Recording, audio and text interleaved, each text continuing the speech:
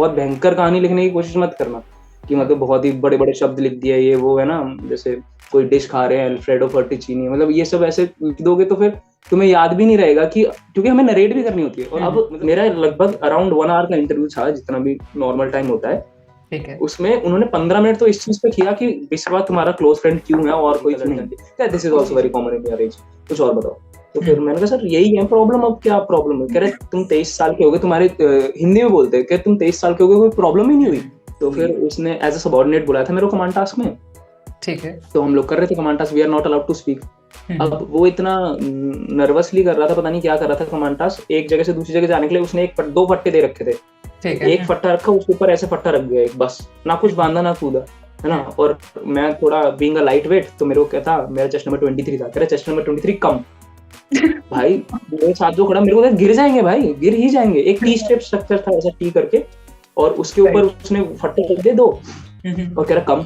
मैंने कहा पैर रखूंगा हिल के गिर जाएंगे, मेरे को पता था, पर अब कमांडर ने बोला तो जाना ही पड़ेगा, नो डाउट। तो मैं गया, ऐसे पैर रखा, गिरा, वो फट्टा साइड में, मैं नीचे, ऊपर से एकदम मेरी पीठ जाके लगी उस पे टी स्टेप स्ट्रक्चर पर, बहुत जोर से लगी, बहुत जोर से। अब कुछ कर आवाज भी नहीं निकाल सकते। मैं वहां से खड़ा हो गया ऐसे, और फिर और मेरे को पता क्या कहता है अंकित, मेरे को कहता कि एनीथिंग हैपेंड? मैंने कहा no sir. Hello friends, welcome back to Defense Roger, and I hope you're doing good. My name is Sheetal Yadav, and firstly, I really want to thank each and everyone who supported this channel. We recently crossed 30,000 subscribers, and that would have never been possible without your love and support. And secondly, the kind of messages I get through Instagram, through email, and other platforms that videos are helping you and you are getting recommended out of the content which I'm creating. Trust me, that is the motivation factor to work towards your journey and to help you. Coming back to the video, today we have a very special guest. Today we have Mayank, who got recommendation in his 8th attempt and he has scored All India Rank 7 in CDS AFA. उनकी जो journey है and जो उनका story telling का तरीका है, I am sure that you guys will be very fond of it. And secondly we have talked about written, we have talked about demotivation factor, because initial attempts में इन्हें लगातार conference out था and in later attempts he got screened out. So we talked about demotivation factor also, what keeps him going and work toward his goal. Along with that, we talk about SSB, how to prepare for it, and including CPSs and medicals. I'm sure this video is going to help you. So without any further delay, let's get back to the video. Mayank, welcome to the platform. And I believe this is going to be one of the amazing interviews because as far as I know, आपकी किस्से और stories और जो story telling का तरीका है, that is very different. And secondly, आपने जो recommendation लिया वो 8th attempt में लिया है. And जब शुरू में आप conference out हो रहे थे, then screen out. And you kept on working yourself. तो जो मोटिवेशन फैक्टर या आपका जो डेडिकेशन डिटर्मिनेशन है, definitely that is really commendable and we are going to talk about all those things in this interview. But आप अपने बारे में बताइए, आपकी जर्नी कैसे शुरू हुई एंड अब तक की जर्नी कैसी रही आपकी? Ma'am first of all thank you for inviting me in this platform, है ना। मैं तो बहुत गर्व महसूस कर रहा हूँ कि आपने बुलाया है यहाँ पे। Ma'am talking about my journey, ma'am journey तो मैम एनडीए के टाइम से स्टार्ट हो गई थी। जब मैं क्लास 12th में था, तो मेरे पापा एयरफोर्स से हैं, तो मैं एयरफोर्स स्कूल से ही पढ़ा हुआ हूँ, है ना। तो फिर जब मैं स्टार्टिंग हुई थी मेरी जर्नी की, तो फिर क्लास 11th-12th में मेरे को पता चला, मेरे पापा ने ही बताया था मेरे को कि ऐसे एनडीए का एग्जाम होता है, ऐसे यंग यंग बॉयज जाके एकदम ऑफिसर्स बन जाते हैं, लेफ्टिनेंट, है ना, फ्लाइंग ऑफिसर वगैरह। तो फिर उस टाइम मेरे को चढ़ा था जोश थोड़ा। तो फिर मैंने कहा था चलो हाँ प्रिपेयर करेंगे, पर मैं इतना पढ़ाई में नहीं था, मैं बहुत स्पोर्ट्स वगैरह में ज्यादा बिलीव रखता था, मतलब पढ़ाई बिल्कुल पसंद नहीं थी। पर पता चला इंडिया का एग्जाम होता है, और उसी टाइम पे मेरे पापा ने टीईएस का मेरा फॉर्म भर दिया था, टेक्निकल एंट्री स्कीम का। तो मैं एनडीए से पहले टीएस की एसएसबी गया था। तो जब टीएस की एसएसबी आई, कॉल लेटर आया, पहले तो उस टाइम पे मैं तो यही था कि बस एक एसएसबी आ जाए जैसे तैसे, उसके बाद तो ऑफिसर बन ही जाएंगे, उसमें क्या दिक्कत है। तो फिर मेरी एक टीएस की एसएसबी आई, तो उस टाइम तो बहुत खुश मैं। फिर एक दो कुछ महीने थे एसएसबी जाने से पहले, उस टाइम तो मैंने पूरा यूट्यूब वगैरह सब स्क्रॉल वोल कर डाला, हर चीज देख डाली जो मोटिवेशन की होती है ना, वो सब। 2 stars on my shoulder are better than million in the sky, ये वो। फिर वो सारे कोड जितने भी थे, how much do you earn, 100 salutes a day, वो सब एकदम करके फुल ऐसा फ्रेश ही बन के, बिना किसी प्रिपरेशन के मैं गया एसएसबी देने इलाहाबाद में। तो फिर इलाहाबाद में वहां जाके स्क्रीनिंग भी हो गया, क्योंकि फ्रेशी वाले ग्रुप में ज्यादा बोलते नहीं थे और मेरे को थोड़ी आदत है ज्यादा बोलने की। तो फिर उसके बाद स्क्रीनिंग हो गया, फिर कॉन्फ्रेंस आउट हो गया। तब पता चला अच्छा हाँ दिक्कत तो है, करनी पड़ेगी तैयारी। फिर उसके बाद एनडीए के लिए प्रिपेयर किया, एनडीए का रिटर्न निकला, फिर एनडीए में कॉन्फ्रेंस आउट हुआ। उस टाइम बहुत बुरा लगा था, तब रोया था। हम्म, फिर जब एनडीए के अटेम्प्ट्स खत्म हुए, फिर उसके बाद ग्रेजुएशन करी, ग्रेजुएशन के बाद फिर और अटेम्प्ट्स दिए, कॉन्फ्रेंस आउट होता रहा। हम्म, फिर एक टाइम ऐसा आया कि एक बार स्क्रीन आउट भी हो गया मैं एफकैट में। तो हम्म, फिर तब और लगा कि भाई ये क्या हो रहा है, अब तो एकदम घर वाले भी, और मोटिवेशन रखना पड़ता है सबसे ज्यादा। मेरे को लगता है कि when you go from NDA to this CDS वाला, तो ये जो 4 साल के बीच में जब तुम कुछ नहीं करते, तो इसमें बहुत ब्रेकडाउन्स होते हैं लोगों के। राइट। और एक मतलब मैं ये कहूंगा कि मोटिवेटिंग फैक्टर ये होना चाहिए कि तुम्हें जिद्दी होना चाहिए। अगर कोई ऐसे तो, और लोग कहते हैं ना कि प्लान बी रखना चाहिए, प्लान बी रखना चाहिए। मैं तो वैसे बड़ी बात हो जाएगी ये एकदम ऐसे बोलना कि I am against plan B, पर प्लान बी एक अपने आप हो जाता है वो। मतलब अगर ऑफिसर नहीं बन रहा, तो अपने आप में कुछ तो करूंगा ही ना जिंदगी में। तो वो राइट। अपने आप बाय बाय डिफॉल्ट होता है प्लान बी। ऐसे कोई बनाने की जरूरत नहीं होती कि प्लान बी बनाओ और उसके ऊपर काम करो। तो बिल्कुल। फिर यही था कि भाई नहीं करूंगा तो कॉलेज की प्लेसमेंट तो है ही मेरी, उसमें तो कर ही लूंगा कुछ, उसके लिए कुछ देखने की जरूरत नहीं है। मेन फोकस सब कुछ प्लान ए पे। लोग ऐसे करते हैं कि प्लान बी के लिए काम करने लग जाते हैं साथ ही साथ, तो प्लान ए का काम नहीं हो पाता। तो मेरे बिल्कुल। लिए कुछ प्लान भी नहीं था, जो भी कुछ अपने आप मिलेगा वो है प्लान, वही है प्लान बी। या तो राइट। प्लान ए सबसे टॉप पे, सबसे ऊपर भगवान के एकदम साइड में, या फिर प्लान बी तो जो मिलेगा वो करेंगे, है ना। तो मेरी तो आर पार की लड़ाई थी। तो फिर नहीं हो रहा, नहीं हो रहा, घर वाले भी कह रहे, मेरी मम्मी खासकर बहुत कहती थी कि छोड़ो इसको, अगर नहीं हो रहा तो, है ना, कि इतने बार कॉन्फ्रेंस आउट हो रहे हैं। कभी कभी सेल्फ डाउट भी आ जाता है। मोटिवेटिंग सबसे बड़ा फैक्टर मैं कहूंगा कि सेल्फ, अगर तुम्हें खुद पे बिलीव है ना, तो तुम कुछ भी कर लोगे। तो फिर ये वाली चीज बहुत जरूरी है। मेरे को सेल्फ बिलीव था कि हाँ भाई मैं तो बनूंगा ही बनूंगा। पर जब इतने सारे लोग कह रहे हैं, खुद कॉन्फ्रेंस आउट हो रहा है, स्क्रीन आउट हो रहा है, तब लगता है, एक दो बार लगा कि शायद कहीं मेरे अंदर ही तो क्वालिटी नहीं है, ओएल की वही नहीं मेरे अंदर, मेरे को ऐसा लगता था, है ना। तो फिर इतने स्क्रीन आउट हुआ, फिर मैंने गाइडेंस ली थी। हमारे एक wing commander Asim Kapoor sir करके हैं, तो उनसे मैंने साइक की ली थी। इंटरव्यू की भी मैंने group captain Anil Chauhan sir है, उनसे ली थी। तब ओके। उन्होंने बोला कि हाँ कुछ कुछ गलतियां हैं मेरी, उन पे काम करो और तेरे अंदर है, तू हो जाएगा। फिर वेरी नेक्स्ट अटेम्प्ट में हो गया, मतलब रिकमेंड। तो फिर जर्नी तो बहुत उतार चढ़ाव के साथ रही है। मेन था कि मोटिवेटेड रहना है, और वो खुद से ही हो पाता है, और कोई नहीं, 100 लोग दबाएंगे। पर इफ यू आर डिसाइडेड ना कि मेरे को ये करना है, तुम्हें पता चल जाएगा कि तुम्हें जिंदगी में क्या करना है। मेरे को पता चल गया था, मेरे को थ्रिल इसी चीज से मिलेगा, मेरे को एडवेंचर इसी चीज से मिलेगा, और इसके अलावा मेरे को किसी चीज में मजा ही नहीं आएगा। चाहे मेरे को कुछ, मतलब अंबानी जी के साथ में भी खड़ा कर देना, तो मेरे को उसमें मजा नहीं आएगा। मेरे को करना यही है, चाहे मेरे को कुछ पेमेंट भी ना मिले। तो फिर वैसी चीजें हैं। इस जर्नी तो ऐसी रही है ना। I mean this is a really amazing story जो आपने अपनी पूरी जर्नी बताई है। Mayank, can I really wish कि the things you want to turn out they will definitely turn out in your favour. And Mayank, written के बारे में बात करते हैं। जैसे आपका रिटन का स्कोर भी काफी अच्छा है और एसएसबी का मिलके आपका AIR 7 आया है, तो रिटन का इंपॉर्टेंस तो काफी है।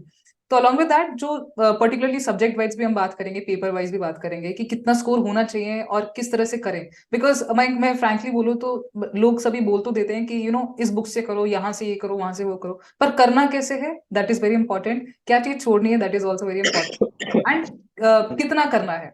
एंड एक हफ्ता पहले प्रिपरेशन का किस तरह से चीजें कर रही हैं, तो प्लीज रिटन प्रिपरेशन पे थोड़ा सा डिटेल में डिस्कस करते हैं। मैम रिटन प्रिपरेशन पे मैं भी यही बोलने वाला था कि इस बुक से कर लो, उस बुक से कर लो।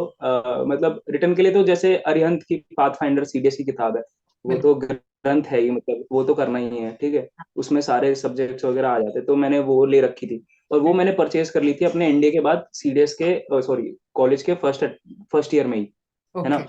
और मैं सीडीएस अपने कॉलेज के फर्स्ट ईयर से ही दे रहा था, है ना। हम्म। मतलब दे रहा था ऐसे बिना प्रिपरेशन के दे रहा था। जब भी एग्जाम हो जाता था, पता भी था कि अगले दिन एग्जाम है, अच्छा कल एग्जाम है, तो एग्जाम दे आता था, क्योंकि एलिजिबल तो था नहीं तब।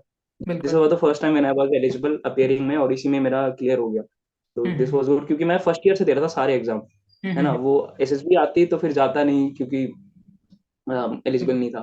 तो हम्म।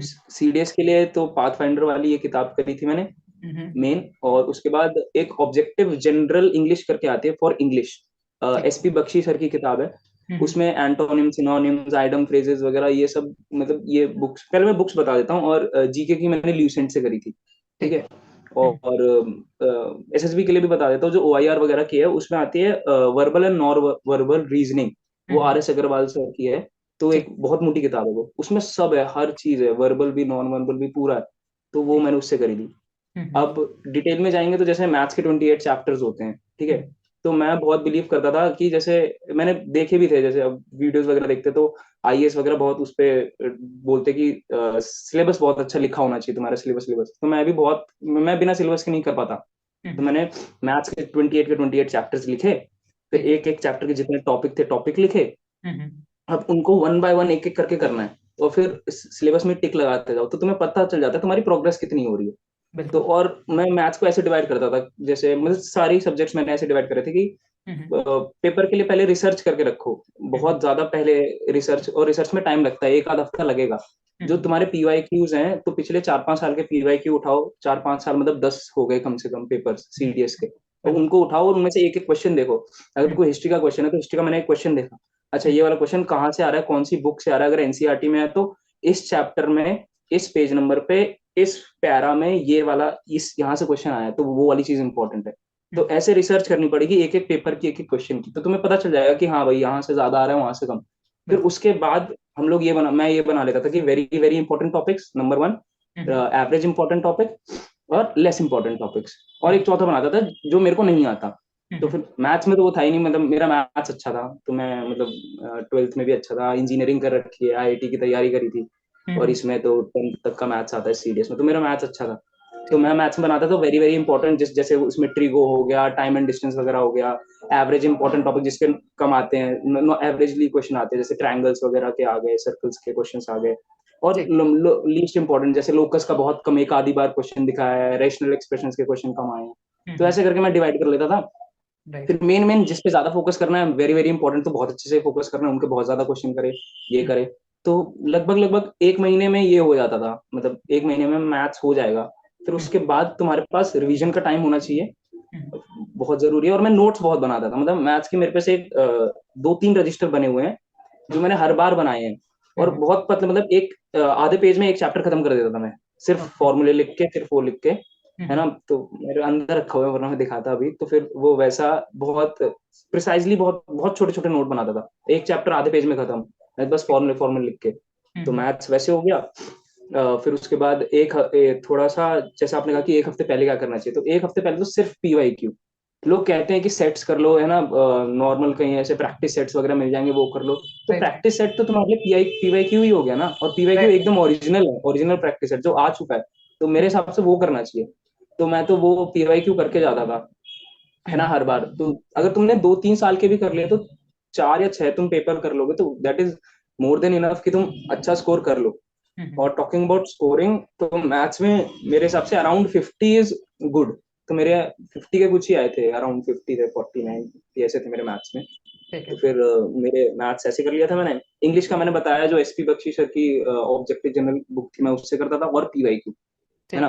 एंटोनिम सिनोनिम के ज्यादा शब्द नहीं होते हैं, 400-600 शब्द हैं जो आएंगे ही आएंगे, है ना, 400-600, अगर तुमने उनकी मीनिंग जान ली तो फिर तुम लोग इंग्लिश का एंटोनिम सिनोनिम कर लोगे। और उसमें थोड़ी सी बेसिक कॉमन सेंस भी लगती है, जैसे, है ना, जम्बल्ड अप वर्ड्स हो गए, सेंटेंसेस, और वो S1 S6 वाले होते हैं, PQRS होते हैं, ये जो होते हैं, इनमें तो तुम जो ऑप्शन है उन्हीं को देख के कर लो, मतलब PQRS ऑप्शन दे रखा है, एक बार वो पढ़ के देखो PQRS है, अच्छा PQRS से क्या सेंटेंस बन रहा है, तुम्हें लॉजिकल लगेगा तो तुम्हें खुद ही पता चल जाएगा, इतनी तो इंग्लिश सबको ही आती है, हर कोई इंग्लिश मीडियम से पढ़ा हुआ है। तो इंग्लिश मैंने ऐसे करी थी, sequencing, spotting errors, item and phases. Items and phases तो लॉजिकल है मैम, उसमें क्या बोलूं, ठीक है। तो वो इंग्लिश में भी पीवाईक्यू करोगे तो तुम्हें अच्छा, मतलब पीवाईक्यू मैं इसलिए प्रेफर करता हूँ कि उसका तुम्हें जोन आ जाता है, उस एग्जाम का तुम्हें जोन पता चल जाता है कि किस वे में एग्जाम जाने वाला है ना, अगर हम किसी दूसरे से भी कर रहे हैं तो। जीएस की बात आते हैं, तो जीएस में मतलब मैं एसएसटी वगैरह में बहुत वीक था हमेशा से, ठीक है। तो फिर मैं साइंस स्टूडेंट था, तो साइंस के लिए मैं फिजिक्स केमिस्ट्री बहुत अच्छे से करके जाता, 10 क्वेश्चन फिजिक्स के आएंगे, 10 क्वेश्चन केमिस्ट्री के आएंगे, तो मैं अच्छे से कर लूंगा, मेरे को पता है। बायो भी मैंने 10th तक पढ़ रखी है, तो मैं बायो के भी अटेम्प्ट करता था, है ना। और उसके बाद मैं डिफेंस बैकग्राउंड से हूँ, तो जो डिफेंस करंट अफेयर्स आते थे, है ना, डिफेंस की नॉलेज, ये रैंक वगैरह इसके बराबर कौन, वो सब तो कर ही लेते थे, नॉर्मल है। जीके जो करंट अफेयर्स है उसके लिए मैं करता था अड्डा 24/7 है, उसका द हिंदू रिव्यू आता है हर महीने का, every monthly, monthly Hindi review of अड्डा 24/7, दैट इज अवेलेबल, वेब पे भी अवेलेबल है, वो लोग कर सकते हो, तुम लोग कहीं से भी मिल जाएगा तुम लोगों को।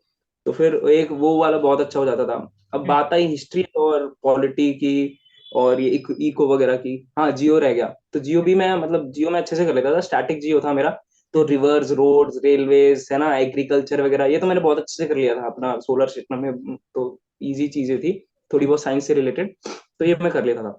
अब हिस्ट्री पॉलिटी इकोनॉमी तो मेरी थोड़ी वैसी थी, तो हिस्ट्री में मैं एकदम स्पेसिफिक हो जाता था वही रिसर्च के बेसिस पे कि किससे किससे क्वेश्चन आए। तो एंशियंट हिस्ट्री से आज तक सिर्फ एक क्वेश्चन आया है सीडीएस के इतिहास में, तो मैं एंशियंट हिस्ट्री छुई नहीं आज तक कि हाँ भाई नहीं पता। अब मॉडर्न से करेंगे और उससे करेंगे मेडिवल से, ठीक है। ऐसे करके हिस्ट्री डिवाइड कर ली। ऐसे ही सेम पॉलिटी में क्या कर लिया मैंने, शेड्यूल्स का पढ़ लिया कि शेड्यूल ज्यादा आते हैं, आर्टिकल्स बहुत पूछे जाते हैं, अमेंडमेंट्स पूछी जाती है, तो बस बिल्कुल। इतना करके गया। ठीक है, इको में भी हमारे प्लान हो गए 5 ईयर प्लान, है ना। और नॉर्मल इको थोड़ी सी जीके से भी रिलेटेड क्वेश्चन मतलब मिक्स करके दे देते थे, तो वो ठीक। वाले थोड़े अटेम्प्ट करता मैं। तो इसमें भी जीके में मेरे हो जाते थे, फिजिक्स केमिस्ट्री के 10, बायो के मिला के 30 क्वेश्चन, जीके के मिला के करंट अफेयर्स के हो जाते थे क्वेश्चन अच्छे खासे, है ना। पर इस वाले में क्या हुआ था, इस वाले में जब मैंने वाला पेपर दिया था उसमें पॉलिटी थोड़ी ज्यादा आ गई थी, वो मतलब आर्टिकल्स वगैरह, और मैं पढ़ के गया था, तो मेरा एक वो प्लस पॉइंट उसमें मेरे को मिल गया था।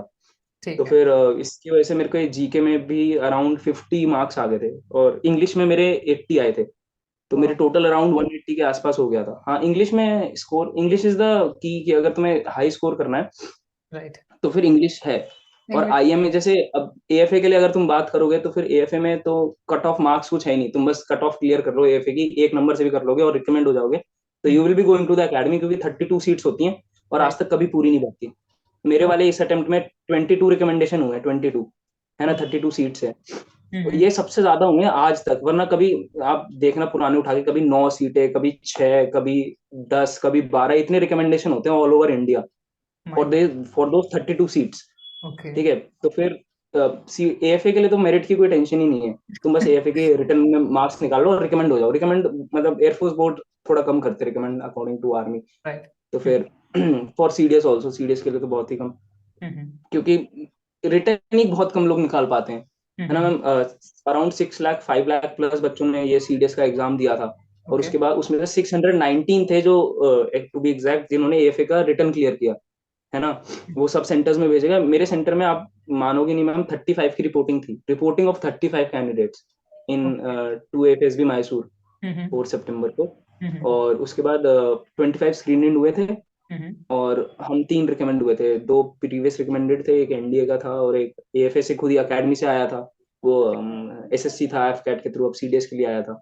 एंड मैं एज अ रिपीटर, एक सिंगल रिपीटर रिकमेंड हुआ था। ओके। तो फिर और इसलिए बहुत कम होते हैं, इसलिए रिकमेंडेशन हो जाएगा तो हो जाएगा। फॉर आईएमए मैं कहूंगा अ गुड स्कोर इज 160 भी आईएमए के लिए अच्छा है। ठीक है, ठीक है। अगर तुम 180 ला रहे हो तो 180 तो बेस्ट ही है, 180 में तुम अंडर 40 रैंक आ जाएगी तुम्हारी, अंडर 50 आ जाएगी तुम्हारी रैंक, बिल्कुल। है ना। तो फिर ये उसके हिसाब से रहता है, इतना रिटर्न के लिए तो मैंने इतना ही किया था। और अगर हम बात करें एसएसबी के रिगार्डिंग, तो आपका 8 अटेम्प्ट्स का एक्सपीरियंस है, और ऐसे बोलते हैं first chance is the golden chance, तो मे भी कोई अपनी फर्स्ट एसएसबी के लिए जा रहा है and that person might be watching the interview. तो पहले एसएसबी के जो पहले प्री एसएसबी ड्यूरेशन जो होता है, उसमें कोई इंसान कैसे प्रिपेयर करे और किन एरियाज के अराउंड फोकस करे ताकि उसकी एसएसबी के अंदर उसको बेनिफिट। मैम एसएसबी के लिए अगर कोई पहली बार जा रहा है, मैं कहूंगा जो कोचिंग लेते हैं ना, कोचिंग वर्ड कोचिंग हटा दो अपने उससे, कोचिंग मत लेके जाना, गाइडेंस लेके जाना, और पर्सनल गाइडेंस लेना, वन ऑन वन किसी भी, अगर तुम्हें लेनी है तो। वैसे तो मैं कहूंगा रॉ भी जाओ, कोई दिक्कत नहीं है, रॉ जाओगे तो तैयारी करके जाना, जैसे मैंने कहा कि लिख के करना। जिस अटेम्प्ट में मैं रिकमेंड हुआ था उस अटेम्प्ट में मैंने लिखा था, एसएसबी का भी लिखा था, अब एसएसबी में लिखा मैंने डे 1 सबसे पहले पीपीडीटी। अब पीपीडीटी में क्या करना है, पीपीडीटी में और आगे एरो लगाया, लिखा ओआईआर। अब ओ आई आर मैंने लिखा, हाँ, practice with this R S Agarwal book, done, O I R हो गया। फिर उसके बाद लिखा, फिर फोटो देख के पिक्चर लिखने का, तो उसको मैंने लिखा प्रैक्टिस टैट की बहुत सारी फोटोज या पीपीटी की वेब पे अवेलेबल है, उससे लिखो। फिर ओके। आता है डिस्कशन, फिर आता है सॉरी नरेशन, फिर नरेशन पे मैंने लिखा narration in front of mirror, ऐसे में पूरा लिखा है पूरा प्रोसीजर। फिर उसके ओके। बाद नरेशन के बाद डिस्कशन, डिस्कशन में मैंने लिखा as with your friends and family, जैसे करता है वैसे करना है, कूल माइंड से, काम कॉमा कूल ऐसे करके, ये सब पीपीडीटी हो गया, पहले डे 1 का हो गया। फिर स्क्रीन इन हो गया, फिर लिखा साइक, फिर टैट पे आए, फिर टैट कैसे करना है कि उसमें एक्शंस लिखने हैं, शॉर्ट करके लिखना है ना, ये सब। तो एक प्रोसीजर, टैट वैट S R T S D, फिर जीटीओ डे 1, डे वन में पीजीटी में क्या रहना है, पीजीटी में जो मैं बिलीव करता था कि खुद को टीम के साथ आगे ले जाओ, वो सब लिख रखा है मैंने, डू है ना। इंडिविजुअल ऑब्स्टेकल आएगा तो उसमें क्या करना है, मैंने लिखा शूट, एकदम सीधा भाग के करना है, उसमें तो कुछ करना ही नहीं है, फुल जोश शूट ऐसे करके। जो फर्स्ट अटेम्प्ट में जा रहा है ना, पहले तो वो पूरा प्रोसीजर पता कर ले, है ना, अगर मे बी उसको प्रोसीजर नहीं पता, उसने पूरा प्रोसीजर पता कर लिया, अब एक एक चीज पे काम करे। अब वो जब चीजें लिखेगा ना तो उसको लगेगा बहुत सारी कि मैं ये कर लूंगा, मैं कर लूंगा ना, एक बार करके देखे। ये जो लोग कहते हैं ना practice in front of mirror, मैंने करके देखा है, नहीं बोल पाते इंटरव्यू, क्योंकि मिरर में जब हम खुद को देखते हैं ना तो ध्यान चला जाता है हमारे फिजिकल अपीयरेंस पे बहुत ज्यादा, कि बिल्कुल। ये वो ऐसे ऐसे दिख रहा है, तो बहुत अटकते हैं, है ना। तो जो मैं फर्स्ट अटेम्प्ट वालों को तो मैं यही सजेस्ट करूंगा कि सब पूरा प्रोसीजर लिखो, फिर उसमें तुम जब करोगे पूरा एक बार एक एक डिटेल में एक एक प्रोसीजर जीपी लिखना लिखना, तुम्हें पता चल जाएगा कि तुम किस चीज में वीक हो, उस बिल्कुल। चीज पे काम करो, है ना। कुछ कुछ ऐसे बहुत बड़े पब्लिक स्पीकर वगैरह होते हैं तो उनका इंटरव्यू में इतनी दिक्कत नहीं आएगी क्योंकि उनको स्पीकिंग का है अच्छा सा, है ना। तो बिल्कुल। किसी को जीपी में आती है, किसी को जीटीओ में आती है, किसी को साइक लिखने में आती है, टाइम नहीं बचता है, एसआरटी की प्रैक्टिस वगैरह वगैरह। तो फर्स्ट अटेम्प्टर्स के लिए तो यही है कि पूरा लिखें और एक बार पूरा प्रोसीजर करें, तो उन्हें पता चल जाएगा कहाँ उनका वीक पॉइंट है, तो उस पर काम करके जाएं। बिल्कुल। मैं अगर मैं बात करूँ स्क्रीनिंग टेस्ट की, क्योंकि बहुत कम कैंडिडेट स्क्रीनिंग हो पाते हैं, है ना। आपने दोनों चीज फेस किया है, बहुत शुरू के अटेम्प्ट्स में आपने इजीली आप स्क्रीनिंग हो रहे थे, पर बाद में आपने कुछ गलती करी and later on you improved it. और मैं इन जनरल कहूँ तो मैं बहुत ज्यादा कैंडिडेट्स हैं जो स्क्रीनिंग वाले प्रॉब्लम को फेस कर रहे हैं और 5 दिन स्टे ही नहीं कर पा रहे हैं, तो बाद का सिलेक्शन तो की बात है। तो स्क्रीनिंग के रिगार्डिंग आपकी टिप्स क्या रहेगी when it comes to the screening process? Ma'am जब मैं था तो मैं तो पहले लगातार 5 बार स्क्रीनिंग हुआ हूँ, है ना। मेरे फर्स्ट 5 अटेम्प्ट्स में मैं लगातार स्क्रीनिंग हुआ हूँ। तो फिर मेरे को ये था कि भाई स्क्रीनिंग का तो पता है मेरे को कुछ नहीं करना। मैं अपने दोस्तों भी मेरे पूछते थे, है ना, आस पड़ोस के क्या है, मैंने कहा, कुछ नहीं करना स्क्रीनिंग में, ओआईआर सब लोग कर लेते हैं, सब में दिमाग होता है, ओआईआर सब कर लेंगे, है ना। ओआईआर हो गया। अब जो निकलते हैं स्क्रीनिंग में वो जब हम असेसर्स के सामने ऐसे यू शेप में बैठे होंगे उसी में से छटेंगे वो लोग, है ना। तो फिर और कहानी भी सब अच्छी लिख लेंगे, सब सिंपल लिखेंगे, सबको पता है पॉजिटिव लिखनी होती है, नेगेटिव ज्यादा नहीं जानी होती है ना, वो सब सब सब करके आएंगे वो। तो ओके। हमने कहानी देखी, मैं उनको बोलता था सिंपल स्टोरी, गुड नरेशन और जीडी में थोड़ा सा पार्टिसिपेशन। मैं अपने दोस्तों को यही बोलता था। अब एकदम सिंपल स्टोरी लिखनी है, वो जो बोलते हैं ना, what led to the situation, what is happening in the situation and what are the probable outcome. तो बस उसमें से सिंपल जो उन कैरेक्टर्स दिख रहे हैं उनका कैरेक्टर्स बता दिया कि gentleman in the picture shown to us I see 3 characters out of which 2 are male, 1 is female, age group this and this, all are in positive mood, है ना, and then they are sitting on the table and discussing. फिर अपनी कहानी आराम से start कर दी, कुछ भी बोल दिया, Suraj is a 20 year old boy, he is studying in college, and वो एक दिन बैठा था, फिर जो हो रहा था वो बता दो कि वो बैठ के डिस्कस कर रहे थे, प्रोजेक्ट वगैरह ये कर रहे थे, है ना। टीचर ने बोला टाइम पे देना है प्रोजेक्ट, उन्होंने टाइम बाउंडेड किया, काम बांटा, ये वो जो भी लिखना है तुम्हें, फिर रिजल्ट लिख दिया सिंपल से कि हाँ उन्होंने टीचर को दे दिया, टीचर वाज हैप्पी, उनको अच्छे ग्रेड है, वो खत्म। इसी और स्क्रीनिंग में मैं ये कहूंगा जो स्क्रीनिंग नहीं हो पा रहे, तुम ऐसे बहुत भयंकर कहानी लिखने की कोशिश मत करना कि मतलब बहुत ही बड़े बड़े शब्द लिख दिए ये वो, है ना। जैसे कोई डिश खा रहे हैं अल्फ्रेडो फर्टिचीनी, मतलब ये सब ऐसे लिख दोगे तो फिर तुम्हें याद भी नहीं रहेगा कि, क्योंकि हमें नरेट भी करनी होती है, और मतलब ये खासकर मेरे साथ दिक्कत होती है कि अगर मैं जैसे ज्यादा वैसे लिख दूंगा ना कहानी, फिर पेपर तो ले लेते हैं, कुछ कुछ बोर्ड में हमें पकड़ा देते हैं, पर जिसमें ले लिया उसमें तो फिर याद ही नहीं रहेगा हमने क्या लिखा है। और एज इट इज नरेट नहीं करनी होती है, थोड़े वर्ड ऊपर नीचे हो जाए, पर फ्लो तो वही रहना चाहिए ना, बिल्कुल। Task by task. तो फिर इसलिए मैं कहूंगा ज्यादा भारी भरकम कहानी नहीं लिखनी है स्क्रीनिंग में, सिंपल कहानी लिखनी है, आसान शब्दों में लिखनी है। एक्सप्रेशन की वो खुद ही बोलते हैं कि अपने ब्यूटी ऑफ वर्ड्स पे मत जाओ, जो इमोशंस हैं फीलिंग्स है वो लिखो बस, सीधा सीधा सिंपल, वो उससे समझ जाएंगे। तो सिंपल स्टोरी लिखनी है। नरेशन का टाइम है, हाँ नरेशन अच्छा होना चाहिए, नरेशन में अटकोगे, जिसमें मैं स्क्रीन आउट हुआ था, तो मैं मेरे को पता है मैं किस लिए हुआ था, मैं नरेट करते करते स्टोरी भूल गया, ओके। है ना। और जब तुम ज्यादा कर लेते हो ना और ज्यादा सोचने लगते हो किसी चीज के बारे में, मैं इतनी बार स्क्रीनिंग हो गया, मैं ज्यादा ही सोच रहा था कुछ स्क्रीनिंग के बारे में, स्क्रीनिंग तो हो जाता हूँ, इसमें क्या दिक्कत है, जिसमें ये सोचा उसी में स्क्रीन आउट हो गया। तो फिर ये रहता है ज्यादा सोचना नहीं है, अपने बेसिक्स पे ही रहो, सिंपल स्टोरी लिखनी है।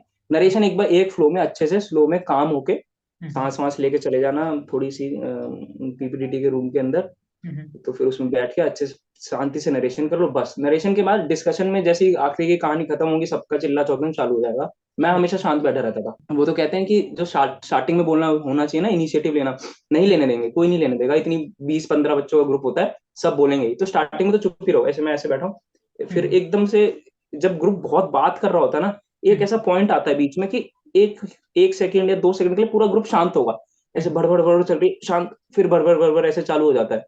तो फिर जब वो एक पॉइंट मिले ना बीच में, उसमें बोलना है। और मैं तो खासकर ये करता था कि स्क्रीनिंग के लिए जब की कहानी मेरी से थोड़ी बहुत रिलेटेबल लगती थी, दो मैं बहुत अलग ही अजीब सी कहानियां लिखता था, तो हम्म, फिर भी थोड़ा सा थीम मैच हो जाता था जिसका, तो मैं उनके चेस्ट नंबर याद कर लेता था नरेशन के टाइम पे, ठीक है है। ना। फिर जब डिस्कशन चल रहा था तो मैं हमेशा हर बार जब जब स्क्रीन हुआ, मैंने ये पहला पॉइंट ये बोला, as said by chest number 9, 8 and 17 okay. that they are sitting on the table and discussing something. So I think the theme of the story should be that they are discussing something. बस इतना बोल दिया तुम लोगों ने, तो बहुत okay. अच्छा पॉइंट रहता है ये, है ना। 3-4 मिनट ये लोगों की सुन भी लो ऐसे, हाँ हाँ सर हिला के ऐसे ऐसे करके, फिर उसके बाद अपने भी एक दो पॉइंट बोल एग्जैक्टली। दिए, ठीक है। एक दो पॉइंट बोल दिए बस। और ज्यादा करना भी नहीं है, ज्यादा बोलना भी नहीं है और कम भी नहीं बोलना है।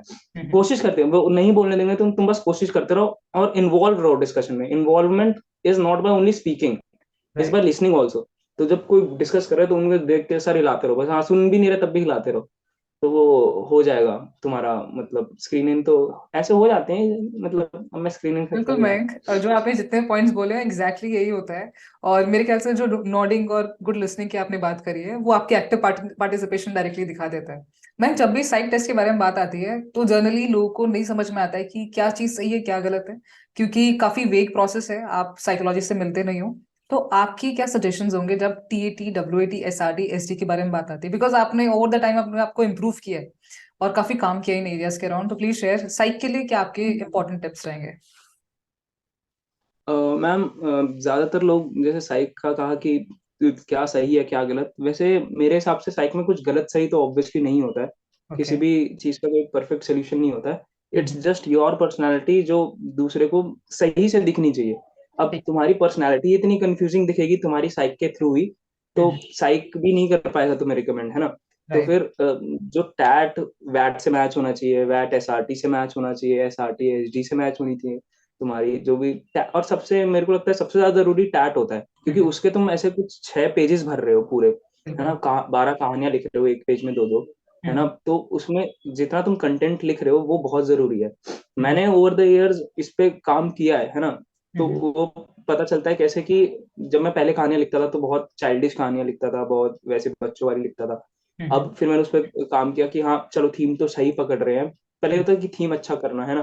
तो हम्म। टैट मेरे हिसाब से is the test of relation, कि तुम उस फोटो से कैसे रिलेट कर पाते हो। तो बिल्कुल। टैट करने के लिए मेरे को टैट में मैं कहूंगा कि एक तो पहले फोटो अच्छे से ऑब्जर्व कर लो, है ना। बिल्कुल। ऑब्जर्व मतलब इन डिटेल, बैक बैक पहले फोरग्राउंड में देखा जाता है, ये सब है अवेलेबल है हर जगह कि क्या क्या देखना होता है। पहले फोरग्राउंड में देखना होता है, मैन है कि वुमेन है, एज ग्रुप क्या है उसका, कब अटायर कैसा हुआ है, उससे तुम्हें थीम मिल जाएगी, स्टोरी की बैकग्राउंड कैसा है, इन सब से तुम्हें थीम मिल जाएगी, है ना। हम्म। फिर ऑब्जेक्ट्स वगैरह से और भी पता चल जाएगा तुम्हें, अच्छे आलीशान घर में है कि झोपड़ी में है हम्म। ना। ये सब करके तुम्हें थीम मिल गई स्टोरी की, फिर वही नॉर्मल सी सिंपल स्टोरी लिखनी है, पर with actions this time. Hmm. TAT में एक्शन बहुत जरूरी है ना। You are going for that, तो एक्शंस लिखने हैं, कैसे लिखने हैं, कॉमा कॉमा लगा के जल्दी जल्दी, वही लंबे लंबे सेंटेंसेस नहीं बनाने। पहले मैं यही सब करता था कि हम्म। जैसे कि मैंने बताया, Biswa is a 20-year-old boy is pursuing his graduation from Delhi, ऐसे ऐसे। अब हम्म। मैं जब जिसमें रिकमेंड हुआ, मैंने कैसे लिखा था, मैंने लिखा था Biswa comma 22 comma going to college comma ये हुआ, ऐसे ऐसे करके, तो ये डिफरेंस आ जाता है ना। टीटी तो के इससे अंदर तुम आपने लिखा है इसको? एक्शंस भी ज्यादा डाल पाओगे। आपने हाँ मैम, टीटी टीएटी में लिखा है ऐसे। के, मुझे लगा जनरली लोग एसआरटीज के अंदर कहते हैं कि आप ना कॉमा कॉमा करके लिखो, बट मैं पहली बार सुन रही हूँ कि किसी ने टीएटी में आई मीन एक्शंस डालने के लिए काफी बड़ी स्टोरी रहती है, और डेफिनेटली टाइम कंस्ट्रेंट्स है। आई मीन दिस बहुत इज बड़ी। समथिंग। और जैसे नॉर्मली कोई लोग बैठ के डिस्कस कर रहे हैं या फिर कोई कोई इवेंट प्लान कर रहा है, कुछ भी कर रहा है, ज्यादातर लोग ऐसी स्टोरी लिखते हैं। तो हम्म। उसके लिए सब करना पड़ेगा ना, कि कार्ड छपवाए, पहले लोगों को बुलाया, अरेंजमेंट्स कराई, अगर कोई कॉलेज का इवेंट है रिफ्रेशमेंट्स मंगाई, ट्रॉफीज, है राइट। ना, क्लोजिंग सेरेमनी, टीचर्स को बुलाना, ये सब अरेंज करना। तो कॉमा कॉमा लगा के टैट में तो मैं रखूंगा कि एक्शन भर के लिखे, है ना। हम्म। तो पिक्चर अच्छे से ऑब्जर्व करे, ऑब्जर्व करने के तरीका होता है वही जो मैंने बताया, फोरग्राउंड में बिल्कुल। अटायर देखना, एज देखना, वो सब हम्म। ऐसे करके टैट हो जाएगा। विद एक्शंस लिखना है, ओके। अच्छे से हो जाएगा टैट, है हम्म। ना। और जो लास्ट स्टोरी होती है टैट में, ब्लैंक स्टोरी, वो राइट। अपने कोई अच्छी सी लिखना, और हम्म। उसमें जानबूझ के वो मत डालना। अब एंट्री स्पेसिफिक भी हो जाते हैं बहुत सारी चीजें, है ना। हम्म। अगर तुम टेक्निकल एंट्री जा रहे हो या फिर जिसमें एसएससी टेक जा रहे हो, टीजीसी जा रहे हो, तो फिर उसमें तुम्हें देखा जाएगा, और उसमें स्टोरीज भी टैट की वैसी आती है, ज्यादातर टेक्निकल ओरिएंटेड, है ना। कुछ काम कर रहे हैं, कुछ मशीन्स वगैरह में लोग काम कर रहे हैं, कुछ मैकेनिकल इंजीनियर रेलवे रोड पे काम कर रहे हैं। और ओवर द इयर्स मैंने ये देखा है कि हम्म। टैट की बहुत लिमिटेड स्टोरीज हैं। मैं भी बहुत सारे बोर्ड में गया हूँ, बहुत सारी स्टोरीज मैंने सेम देखी हैं, मतलब पिक्चर मैंने बहुत सेम देखी हैं सारी। और हम्म। वो और वो मैं वही लिखता हूँ कि मतलब जो मेरे को बहुत सारी फोटो ऑलमोस्ट देखी हुई हैं, OIR भी बहुत सारे किए हुए हैं, क्योंकि बहुत सारे सेट्स हर जगह होते हैं, है ना। राइट। तो तुम प्रैक्टिस, अगर तुम ऑनलाइन भी टैट की प्रैक्टिस करोगे ना, तो 60-70 स्टोरी तो तुम्हें मिल जाएगा टैट अच्छे से। और बहुत सारी रिलेटेबल स्टोरी होती है, बहुत सारी एपिक होगी। अभी मैं नाम ले दूंगा तो फिर एक वो वाली बहुत एपिक है जिसमें फूल फोटो लगी हुई है दीवार पे, उस पे हार चढ़ा हुआ है, एक बच्चा नीचे बैठे टैंक पे खेल रहा है, उसकी मम्मी खड़ी है, ये वाली बहुत एपिक है ना। बहुत सारी हो रही है ऐसी स्टोरीज। तो टैट तो वैसे हो जाएगा, ठीक है, if you observe the picture carefully. Coming on to the वैट। अब वैट में मतलब वैट में सबको दिक्कत होती है, मेरे को सबसे ज्यादा दिक्कत वैट में होती थी जब तक मैं रिकमेंड नहीं होता था। और रिकमेंडेशन के बाद भी ऐसा कुछ खास पता नहीं चलता है। उस अटेम्प्ट में भी मैंने सब वैसा ही किया, बस रिकमेंड हो गए, तो अब सोचना पड़ता है कि क्या किया। हाँ, चेंजेस तो किए थे मैंने, जैसे कि मैंने बताया कि ऐसे टैट में मैंने चेंज किया था ऐसे, है ना। तो वैट में मैंने ये किया था कि मैं थोड़ा ऐसे सजेस्टिव या कोई वैसा ना लिखूं कि कोई सजेशन लगे या कोई ऑर्डर टाइप का लगे। ऐसा हो कि कोई थॉट है मेरा, या फिर कोई आइडिया है मेरा, या कोई रिलेशन है मेरा उससे, तो मैं रिलेशन या इमोशंस बहुत डालने की कोशिश करता हूँ साइक में, ताकि वो चीज जीटीओ को भी दिखे, इंटरव्यूइंग ऑफिसर को भी दिखे, जो मैं बोल रहा हूँ सब चीज कनेक्ट हो। अगर बिल्कुल। कनेक्ट नहीं होंगी फिर वो, मैं अपने दोस्तों को बहुत बोलता रहता हूँ कि जैसे अगर तुम इंटरव्यू दे आओगे एस जयशंकर सर जैसा, एकदम जो हमारे हैं, वो बहुत अच्छा बोलते हैं ना, सैवेज रिप्लाई वगैरह, तुम उनके जैसे इंटरव्यू दे आओगे और तुमने साइक लिख दी एकदम आइंस्टाइन वाली, बहुत तेज दिमाग की, तुमने जीटीओ कर दिया ब्रूसली वाला, बहुत अच्छा, तो तुम कभी रिकमेंड नहीं हो सकते, क्योंकि तीनों अलग पर्सनैलिटीज है ना। और बिल्कुल। साइक में भी ये चार जो चीजें हैं तुम्हारी, टैट वैट एसआरटी एसडी, ये भी मैच होनी चाहिए। तुम किसी का एक, मेरे जब मैं रिकमेंड हुआ था, मेरा एक दोस्त था मेरे से बोलता कि अपनी एसडी भेज दे। मैंने कहा मेरी एचडी से तुम्हारा क्या होगा, मतलब वो तो अलग ही हो गया। तुम, मैंने भेज दी, मैंने कहा ले लिख ले, फिर नहीं होगा, है ना। तो फिर ये जरूरी होता है कि तीनों चीजें मैच करो, तो इसलिए इमोशंस डालो, क्योंकि जब तुम इंटरव्यू ऑफिसर से बात करोगे तो इमोशंस निकल के आएंगे, जीटीओ से तुम टास्क करोगे तो इमोशंस निकल के आएंगे ड्यूरिंग दैट पीजीटी वीजीटी, अरे वो बिल्कुल। फट्टा देना, वो बल्ली देना, ऐसे करके। बिल्कुल। तो वैट में जैसे फॉर एग्जांपल, मेरे को एक बहुत अच्छा याद है कि डार्लिंग आया था वैट में, डार्लिंग, ओके। है ना।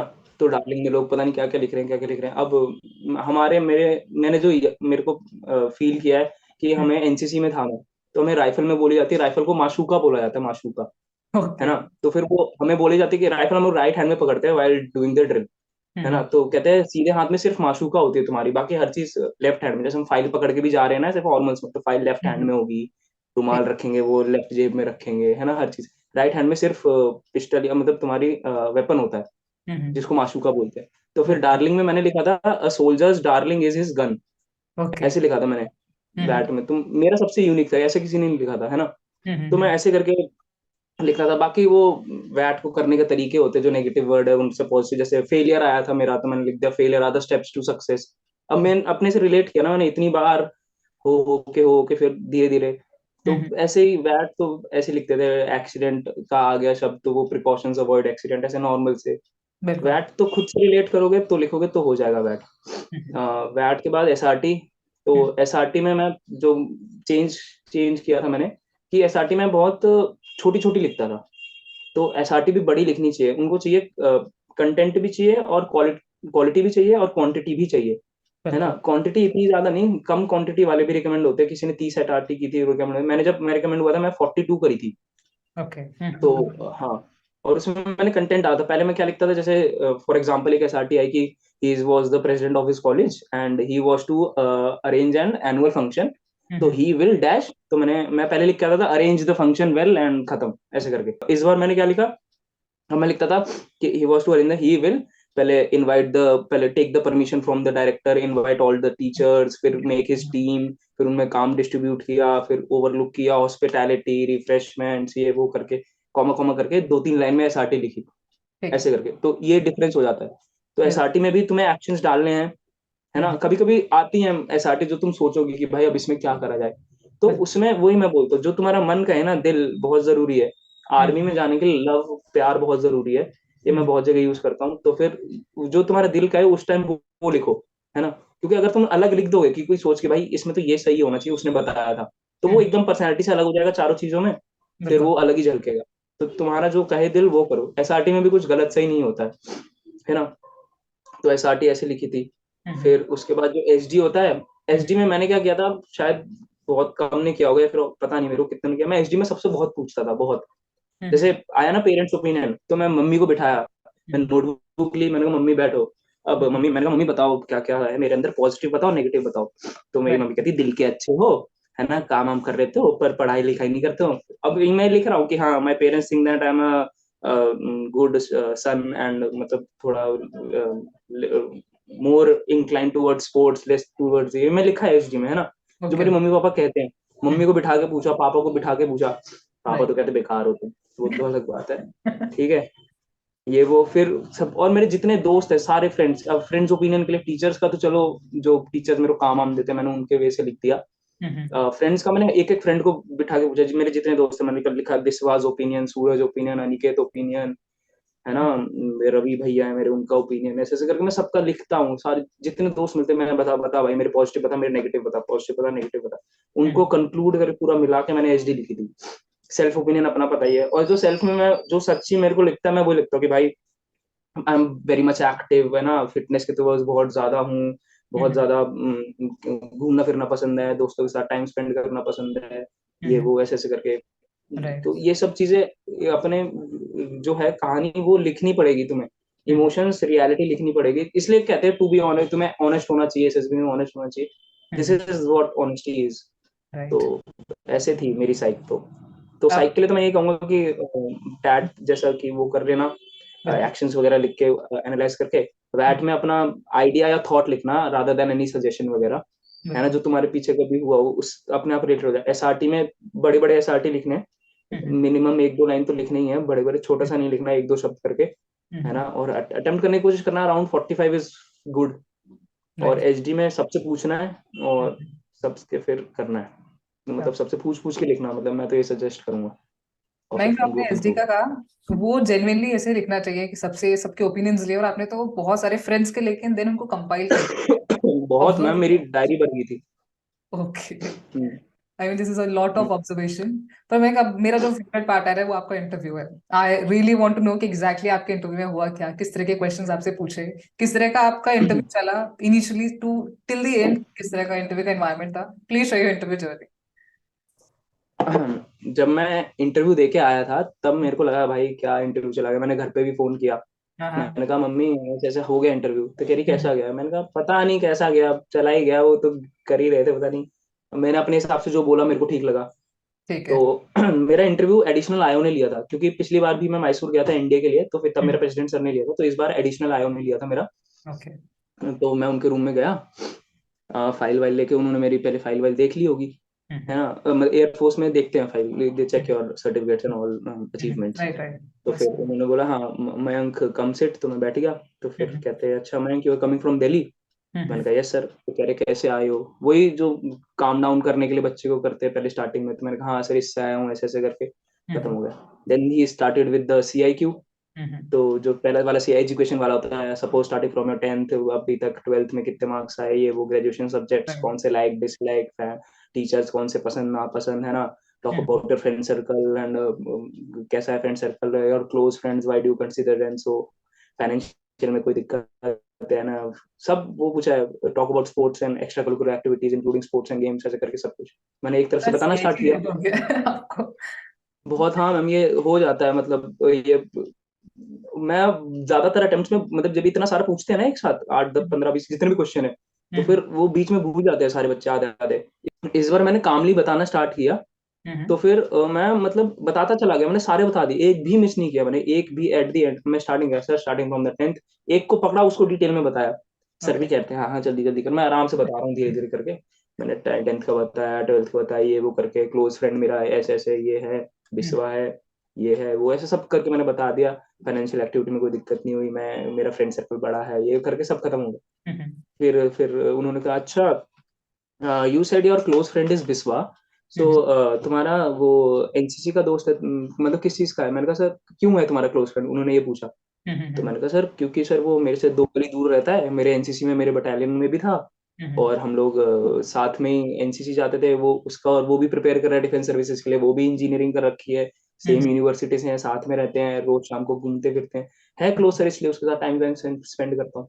कह रहे अच्छा तो फिर स्कूल वाले क्यों नहीं है तुम्हारे दोस्त। अब मेरा लगभग अराउंड 1 आवर का इंटरव्यू था, जितना भी नॉर्मल टाइम होता है। ठीक है। उसमें उन्होंने 15 मिनट तो इस चीज पे किया कि विश्वा तुम्हारा क्लोज फ्रेंड क्यों है और कोई क्यों नहीं है, इस ओह चीज माय पे। अब मैंने बोला सर है सर, अब मैं क्या बताऊं इसमें। फिर कह गॉड। रहे स्कूल वाले क्यों नहीं है तुम्हारे क्लोज फ्रेंड। मैंने कहा सर स्कूल वाले तो अभी कांटेक्ट में नहीं है। कह रहे उनको तो तुम, कह रहे वो बार बार गिल कर रहा है, कह रहे तुम्हें पता है क्लोज फ्रेंड और फ्रेंड में डिफरेंस क्या होता है। तो मैंने कहा सर डिफरेंस बताओ। अच्छा tell me difference between close friend and friend. तो मैंने बोला सर मदद तो दोनों ही करते हैं सर, हेल्प तो। कह रहे that is the similarity difference बता। मैंने कहा yes sir, coming on to यार, बोलने तो दो। फिर सर कह, मैंने कहा सर मैं from my point of view मेरा ये मानना है कि मेरे लिए क्लोज फ्रेंड वो है जिसके साथ मैं ज्यादा टाइम स्पेंड करूँ, है ना। तो उससे मैं ज्यादा क्लोज हो जाऊंगा, चीजें ज्यादा शेयर करूंगा उसके साथ में। तो मेरा मेरा मानना ये है, और आपका नहीं कह रहा हूँ मैं अपना कह रहा हूँ। मैंने ऐसे बोला सर कि मेरा मानना है, दिस इज माई ओपिनियन। तो कह रहे अच्छा अच्छा, तो फिर स्कूल वालों को तो तुम 12 साल से जानते होगे, तो इसको तो 3 साल से जानते हो, तो तुम मेरे एनसीसी में है, तो ये क्यों है बेस्ट फ्रेंड। तुमने कहा ना जिसके साथ आता है। मैंने कहा सर मेरे पापा एयरफोर्स में थे, उनकी पोस्टिंग आती रहती है ना। और मैं ऐसे ऐसे पोस्टिंग आती रहती है, तो मेरे स्कूल चेंज होते रहते थे। कह रहे ये तो 6th क्लास में तो तुम इसमें हो अपने एयरफोर्स गोल्डन जुबली में, जब तुम्हारे आफ्टर रिटायरमेंट तो 7 साल हो गए ये, तो 7 साल हो गए। तो मैंने कहा सर सुनो, मैं ऐसे बोला कि सर लेकिन दिस इज मेरे स्कूल में 10th के बाद स्ट्रीम चेंज हो जाती है ना। तो 10th के बाद जब स्ट्रीम चेंज होती है तो सारे सेक्शंस मिक्स हो जाते हैं। तो एक सेक्शन से 8-10 बच्चे ही आ पाते हैं एक क्लास में। फिर तो वो 8-10 बच्चे जो तुम्हारे साथ आएंगे तुम्हारी क्लास वाले, वो उनमें से क्यों नहीं। मैंने कहा सर उस टाइम पे फोन नहीं थे मेरे पास, ना ही कोई कॉन्टैक्ट है उनका, ओके। है ना। उस टाइम पे फोन भी नहीं था, ना ही अभी कोई कांटेक्ट है, और ना ही उनमें से स्कूल वालों में से कोई आस पास रहता है मेरे। आस पास भी तो रहना चाहिए ना टाइम स्पेंड करने के लिए। तो कह रहे राइट। अच्छा अच्छा, तो कॉलेज वाले क्यों नहीं। कॉलेज वाले तो 4 साल 4 साल तुम उनके साथ रहे, इसके साथ तो 3 साल रहे, तो कॉलेज वाले क्यों नहीं है तुम्हारे। मैंने कहा सर कॉलेज वाले, मेरे कॉलेज कोविड के टाइम पे था, कोविड तो मैं कोविड में 2 साल तो गया ही नहीं था कॉलेज, है ना। तो कह रहे कोविड तो एनसीसी के लिए भी होगा। अब करे जा रहे हैं इस पे। अब मेरे को ये लगता है कि तुम कोई चीज सोच के आओगे ना, जैसे जैसे मैंने कोई क्वेश्चन पहले से मैंने करके गया हूँ कि इस क्वेश्चन का मैं ये आंसर दूंगा, तो सर राइट। इस पे काउंटर देंगे, तो मेरे पे ये 10 पॉइंट है कि मैं इस काउंटर पे ये 10 10, वो जब 10 भी खत्म हो जाएंगे ना, तो उसके बाद भी मैं तुम्हें बोलना ही पड़ेगा, वो तो करता रहेगा जब तक तुम्हारे पॉइंट खत्म नहीं होंगे। इसलिए मैं बोलता हूँ कि तुम दिल से बोलो, सच बोलो। अब मेरा सच में है विश्वा क्लोज फ्रेंड, तो सर 10 क्या 50 क्या 60 जितने भी बोल देंगे तो मेरे पास वैलिड रीजन होगा उसका कोई, क्योंकि ये क्यों राइट। क्यों है ये, क्योंकि सचमुच है वो। तो बिल्कुल। इसलिए बोलते हैं कि ऑनेस्टी होनी चाहिए और सच्चा प्यार से, मतलब जो दिल से बोलना चाहिए। तो बिल्कुल। उन्होंने कहा फिर अच्छा वो कॉलेज वाले क्यों नहीं। मैंने कहा सर कोविड में था सर, कॉलेज तो कोविड में था, गया ही नहीं 2 साल, तो फर्स्ट ईयर में गया सीधा 4th ईयर में गया। तो कह रहे कोविड तो एनसीसी में होगा। मैंने कहा नहीं सर, एनसीसी मेरी थी, फिजिकल हमारी ड्रिल क्लासेस होती थी, तो हर सैटरडे संडे जाना पड़ता था वहां पे। ओके। हाँ ठीक है। तो कह रहे अच्छा अच्छा 2 दिन चाहते थे। मैंने कहा हाँ सर। तो कह रहे 2 दिन, वो 3 साल जोड़ लो, 2 दिन करके 3 साल, और तुम 5 5 दिन का तुम्हारा कॉलेज होता था, 5 दिन करके वो 2 साल जोड़ लो जो तुम कॉलेज गए, किस में ज्यादा गए हो। तो फिर मैंने कैलकुलेट किया, मैंने कहा सर लगभग बराबर ही आ रहा है, 10 10 दिन ऊपर नीचे। करे हाँ, तो फिर कॉलेज वाले क्यों नहीं है। मैंने कहा सर कॉलेज वाले इसलिए नहीं है क्योंकि कॉलेज में मैंने जैसे क्या बताया कि मैं पढ़ाई में ज्यादा इतना इंटू नहीं था, स्पोर्ट्स में था। तो क्लास वाले मेरे थोड़े पढ़ाकू थे बच्चे, तो उनके साथ बस जब पढ़ाई वढ़ाई की बात होती थी तभी जाता था, कॉलेज जाता था, पढ़ाई करके सीधा वापस आ जाता था, और कोई ना मेरे रूट पे आता वापस, और ना कोई पालम मैं जहाँ रहता हूँ उसके आसपास रहता है। तो फिर सर कॉलेज वाले इसलिए नहीं है मेरे।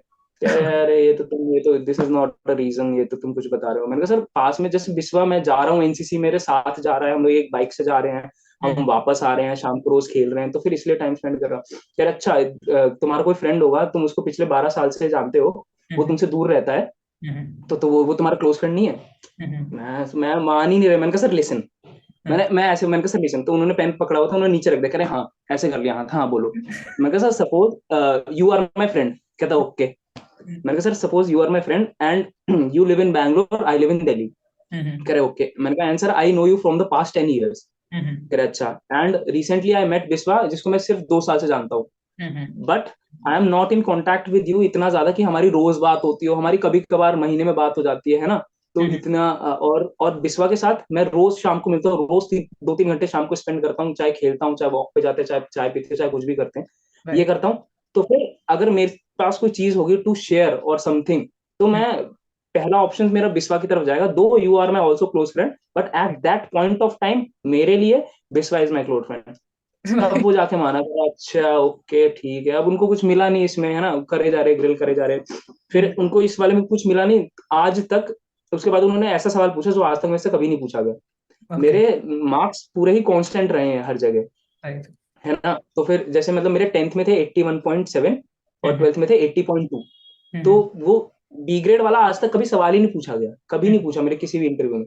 इनके पास, सर के पास कुछ शायद बचा नहीं, तो फिर सर ने मेरे से बोला कि अच्छा Mayank, in class 10th you got 81.7% and in class 12th you got 80.2%, तो व्हाई दिस 1% ड्रॉप इन वो। मैंने कहा वाह सर। फिर मैंने बोला कि सर, इन स्कूल में जब मैं 10th में था, और तब मैं स्पोर्ट्स वगैरह में था एक्टिव, जैसे कि मैंने कहा मैं, है ना। और जब मैं स्कूल में 12th में आया, तब मैं स्पोर्ट्स का अपना वो कैप्टन बन गया था, है ना। तो फिर जो हमारे स्पोर्ट्स डे वगैरह होते हैं, मैं अपनी टीम ही संभालनी थी, बास्केटबॉल टीम का भी कैप्टन था। तो जो टीम वगैरह संभालनी होती है मेरे को, तो राइट। उसमें थोड़ा ज्यादा टाइम चला जाता है। मैं स्पोर्ट्स डे होता है हमारे स्कूल का, वो अरेंज करवाना, क्लास 12th में थोड़ी ज्यादा रिस्पॉन्सिबिलिटी थी। तो राइट। शायद सर उसकी वजह से थोड़ा सा 1% ऊपर नीचे हो गया होगा, क्योंकि स्पोर्ट्स में मैंने इतना उस टाइम ज्यादा किया। कह रहा अच्छा अच्छा, ओके ओके, ठीक है। उसके बाद ये पहला वाला सीआईक्यू खत्म किया। फिर उसके बाद वही फैमिली फैमिली वाला क्या है, वही वाला कि अच्छा, I would like to know about your family, कौन कौन है, क्या क्या करते हैं, तुम उनके साथ राइट। कैसे टाइम स्पेंड करते हो, कोई दिक्कत आती है तो किस पे जाते हो, पॉकेट मनी कितनी मिलती है ना, ये सब उन्होंने पूछा। तो वही सारा मैंने ऑर्डर में जवाब दिया सबका, ऐसा ऐसा करके कि मेरे पास कोई दिक्कत, मतलब डिपेंड करती है कैसी दिक्कत है, मम्मी पे जाऊंगा अगर कुछ, कैसे खेलते हुए कपड़ा पड़ा फट गया सिलवाने के लिए मम्मी पे जाना है, ये वो करना है कुछ, अगर बाइक वाइक खराब होगी तो पापा से बोलूंगा, पापा ये कुछ फाइनेंशियल है, तो ऐसे ऐसे करके ये सब करके मैंने समझाया। राइट। फिर उन्होंने इसमें अब इसमें ढूंढेंगे वो काउंटर, कह रहे अच्छा तुम्हारे प्रॉब्लम तो ये तुम ऐसे बच्चों वाली बता रहे हो ये सब, है ना, कि ये खेलने में हो गया, कभी पैसे गुम हो गए, वॉलेट गुम हो गया, ये सब प्रॉब्लम क्या हुई है जिंदगी में। मैंने कहा सर प्रॉब्लम क्या बताऊं मैं। मेरे मुंह से प्रॉब्लम निकल गया था उस टाइम। तो उन्होंने कहा था कुछ, मतलब कुछ चीज चाहिए होती तो किसके पास जाते, मैंने प्रॉब्लम बोल दिया सर, प्रॉब्लम। अच्छा कह फिर कहते अच्छा बताओ प्रॉब्लम क्या हुई है तुम्हारी जिंदगी में। तो मैंने कहा सर प्रॉब्लम क्या सर, एक बार खेलने गया था तो मेरा घुटना मुड़ गया था। तो उस टाइम मैंने पापा को फोन किया, पापा ऐसे ऐसे अब मैं आ नहीं सकता। तो पापा मेरे को पिकअप करने आ गए थे, कह रहे this is not a problem, this is very common in your age, कुछ और बताओ। मैंने कहा सर कुछ और क्या फिर। जैसे एक बार मेरे खेलते हुए जो मैं गिरा था, मेरा पैंट फट गया था, मेरा नी पे फट गया था, तो मैंने मम्मी को बोला सिल देना, मम्मी बहुत जल्दी कल अर्जेंट, क्या this is also very common in your age, कुछ और बताओ। तो फिर मैंने कहा सर यही है प्रॉब्लम, अब क्या प्रॉब्लम है। कह रहे तुम 23 साल के हो गए, तुम्हारे हिंदी में बोलते हैं, तुम 23 साल के हो गए, कोई प्रॉब्लम ही नहीं हुई जिंदगी में। मैंने कहा सर अभी तक, अभी अभी ग्रेजुएशन खत्म करी है, अभी अभी मेरी, अभी जस्ट ग्रेजुएशन खत्म हुई है, और अभी तक मेरी पूरी स्टूडेंट लाइफ रही है ना, मतलब स्कूल, फिर एनसीसी किया, कॉलेज किया, अभी अभी कॉलेज खत्म किया, तो और क्या ही प्रॉब्लम होगी सर। कह रहे राइट। ये क्या बात कर रहे हो, 23 साल के होगी, कोई दिक्कत ही नहीं हुई। मैंने कहा सर दिक्कत होती है तो मैं खुद से कर लेता हूँ। अच्छा अच्छा, क्या क्या दिक्कत हुई, क्या क्या खुद से हैंडल कर ले तो बताना सर। तो फिर मैंने बताया, फिर मैंने कहा सर अपने कॉलेज का मैं प्रेसिडेंट था स्पोर्ट्स का। तो फिर मेरे को जो क्या बोलते हैं, जैसे मैं अपने बच्चों को ले जा रहा हूँ कहीं पे, तो फिर एक बार मैं बिट्स पिलानी हम लोग लेके गए थे, है ना, फॉर स्पोर्ट्स का जो टूर्नामेंट था उसके लिए। तो हमारे टीचर जाने वाले थे साथ में, उनकी कहीं अर्जेंटली ड्यूटी लगी तो वो ना जा पाए। तो me being the senior most president, तो मैं, मेरे को हैंडल करना था सारे बच्चों को। वहां पर भी गए, तो वहां पर भी एकदम सबसे सही से बच्चों को रखा, ट्रैवलिंग वगैरह, बस अरेंज कराना, ट्रेन के टिकट्स, फिर सबको लेके जाना, सबको सही सलामत वापस लेके आना, है ना सर। उसमें दिक्कत हुई थी, क्या क्या क्या दिक्कत हुई थी उसमें बताना। तो मैंने कहा सर उसमें हम बॉयज थे, तो हम अपने रुके हुए थे एक हॉल में, सबको बेडिंग वगैरह मिली हुई थी, रुके हुए थे, रात को हम लोग लाइट बंद करके पिलो फाइट खेल रहे थे। तो पिलो फाइट खेलते हुए एक लड़का गिरा, उसके सर में कट लग गया, और मैं भी खेल रहा था पिलो फाइट। ठीक है। तो फिर एकदम से उस बच्चे को कट लगा, तो उसको लेके हॉस्पिटल वगैरह गए, है ना, उसको स्टिचेस वगैरह कराए वगैरह। तो मेरे जो बैचमेट थे, मेरे क्लास वाले, वो मेरे से कहते यार तू तो, तेरे को तो देखना चाहिए ना, ऐसे बच्चे खेल रहे, तू भी खेल रहा है इनके साथ, फिर लग गई थी। तो मैंने कहा हाँ भाई मेरी गलती है, मेरे को थोड़ा देखना चाहिए था। फिर उसको सही वही करा के लेके, ये मैंने बोला sir, I accepted it, my mistake, it was my mistake. फिर कह रहे, फिर मैंने कहा कि कुछ बच्चे ने सर को भी बता दिया था वहां पे स्कूल कॉलेज में। फिर सर पूछते कि मैम ये क्या हो गया। फिर उस लड़के से भी पूछा, उस लड़के ने कहा कुछ नहीं सर, वो खेलते हुए गिर गया था तो कुछ नहीं लगा। तो ऐसे ऐसे ये प्रॉब्लम्स होती हैं जो मैं हैंडल करता हूँ। सर ने कहा ये क्या प्रॉब्लम बता रहे हो, ये तो तुम लग गई है तो कोई भी पट्टी करा देगा, वो मानने को ही तैयार नहीं। कह रहे कुछ और प्रॉब्लम बताओ। मैं सर और भी सर, मैं कॉलेज की क्या बताऊं, मेरी लाइफ में यही हुई है, मतलब कॉलेज में इवेंट करा रहा हूँ, दो बच्चे झगड़ झगड़ पड़ेगी बैडमिंटन में कि नहीं मैं जीता हूँ, इसमें अनफेयर हुआ है ये वो, उनको बिठा के डिस्कस कराना, ये सब कराना। यही ऐसी प्रॉब्लम हुई है तुम्हारी जिंदगी में, ऐसे कुछ और क्या। मैंने कहा यही प्रॉब्लम हुई है। अरे क्या प्रॉब्लम है, ना तुम प्रॉब्लम बता पा रहे, ना तुम ये बता पा रहे, क्लोज फ्रेंड तुमने कहा कि जैसे तुम्हारा विश्वास क्यों है, तुम वो भी नहीं समझा पा रहे। ओह मैंने कहा my. Sir I told you sir. फिर कह रहे प्रॉब्लम प्रॉब्लम तुम समझा ही नहीं पा रहे। फिर मैंने कहा अरे सर, फिर मैंने ऐसे बोला सर को कि सर एकदम मैं उस पे आ गया, एकदम डेड लाइन पे कि भाई अब तो कैसे ही समझाऊं इनको। मैंने कहा सर सुनो, मेरे को साथ फिजिकली कोई प्रॉब्लम होती है, फिजिकली हाथ पैर टूट जाए कुछ हो जाए, तो वो मेरे घर वाले कर देते हैं, ठीक है। Mentally I am that much strong कि मैं मेंटली कोई भी प्रेशर हैंडल कर सकता हूँ, कोई भी प्रॉब्लम आए मेंटली, है ना। और इमोशनली मैं समझता हूँ कि इतने सालों में मैं इतना स्ट्रांग हो चुका हूँ कि मैंने बहुत सारे इमोशनल ब्रेकडाउन देखे हैं, तो मैं ये कर सकता हूँ। मैंने ऐसा समझा सर, मेंटली फिजिकली इमोशनली ये प्रॉब्लम आज तक जितनी हुई है, तो ये मैं ऐसे फिट हूँ। तो उन्होंने कहा अच्छा अच्छा ठीक है चलो चलो। फिर वो खत्म किया, फिर उन्होंने एक दो जीके के क्वेश्चंस वगैरह पूछे कि मतलब इंडियन एयरफोर्स की एकेडमी कहाँ है, कैसे होता है, फिर फ्लाइंग के लिए कहाँ जाते हैं, हाकिम पिट वगैरह वो सब। फिर उसके बाद थोड़ी एक्सरसाइजेस वगैरह एयरफोर्स की पूछ ली, मैं एक दो पढ़ के गया था, बाकी मैं बता नहीं पाई। फिर उन्होंने कहा ठीक है, मैं I am done with your interview, is there anything you want to tell. मैंने कहा नो सर।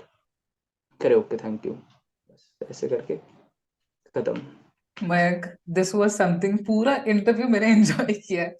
मेरे को इतना इंटरेस्टिंग इंटरव्यूज मैंने इतने इंटरव्यू में कहीं नहीं सुना। मतलब हर किसी कैंडिडेट का अपना एक इंटरेस्टिंग किस्सा होता है, किस तरह का मिस्टेक होता है, but the way you answered, मेरे को लगता है पूरे इंटरव्यू में he got entertained out of your interview. अब जब मैं ऐसा आंसर करके आया था, जब हम्म। वापस, तो ही मेरे को लगा कि भाई मैंने पता नहीं क्या क्या ही बोल दिया, है ना। रिलेशन ये वो, इमोशनल फिजिकल मेंटल, वो मानने को ही तैयार नहीं हूं मैं। तभी मेरे को लगा कि पता नहीं कैसा इंटरव्यू गया, पता नहीं क्या ही करेंगे, है हम्म। ना। इस बार मैं तैयार ही था कि हाँ भाई कॉन्फ्रेंस आउट होके घर हम्म। आएंगे वापस हर बार की तरह। अगर मैं अब जीटीओ के बारे में बात करूं, क्योंकि आपका 8 अटेम्प्ट की जर्नी रही है, तो कोई इंटरेस्टिंग स्टोरी आपको याद आ रही है when it comes to GTO? GTO में तो मैम हर बार ही होता है। जिस इस बार जब मैं रिकमेंड हुआ तो मेरा एक साथ में था, इज माय फ्रेंड अंकित, हम्म। उसके पापा भी आर्मी से ही हैं। तो हम्म। फिर ही वाज वेरा वेरी, मतलब थोड़ा आईएएस वगैरह की भी तैयारी कर रहा है वो, है ना। तो उसका वो आया था देने के लिए, तो उसने मेरे हम्म। को कमांड टास्क में बुलाया था। हम्म। तो फिर उसने एज अ सबॉर्डिनेट बुलाया था मेरे को कमांड टास्क में। ठीक है। तो हम लोग कर रहे थे command task, we are not allowed to speak. Hmm. अब वो इतना नर्वसली कर रहा था, पता नहीं क्या कर रहा था कमांड टास्क। एक जगह से दूसरी जगह जाने के लिए उसने दो फट्टे दे रखे थे। ठीक है। एक फट्टा रखा, उसके ऊपर ऐसे फट्टा रख गया एक, बस ना कुछ बांधा ना कूदा, है ना। और मैं थोड़ा बीइंग अ लाइट वेट, तो मेरे को क्या था, मेरा चेस्ट नंबर 23 था, कह रहा चेस्ट नंबर 23 कम। भाई मेरे साथ जो खड़ा, मेरे को लगा गिर जाएंगे भाई, गिर ही जाएंगे। एक टी स्टेप स्ट्रक्चर था ऐसा टी करके, और उसके ऊपर राइट। उसने फट्टे रख दे दो, और कह रहा कम। मैंने कहा पैर रखूंगा हिल के गिर जाएगा, मेरे को पता था, पर अब कमांडर ने बोला तो जाना ही पड़ेगा, नो डाउट। फिर मैं गया, ऐसे पैर रखा, गिरा, वो फट्टा साइड में, मैं नीचे, ऊपर से एकदम मेरी पीठ जाके लगी उस पे टी स्टेप स्ट्रक्चर पर, बहुत जोर से लगी, बहुत जोर से। अब कुछ कर आवाज भी नहीं निकाल सकते। मैं वहां से खड़ा हो गया ऐसे, और फिर और मेरे को पता है क्या कहता है वो अंकित, अंकित मेरे को कहता कि एनीथिंग हैपेंड। मैंने कहा नो सर, ये हुआ। ठीक है, और फिर वहां पे जीटो बैठे, जीटो पूरे टाइम कुछ नहीं बोल रहे अंकित को, पूरे टाइम कुछ नहीं। इस बार बोला कि कमांडर व्हाट हैपेंड, तो वो कहता, वो कुछ बोला ही नहीं, फिर वो करना चालू हो गया। मतलब ये चल रहा है। ओके। ठीक है।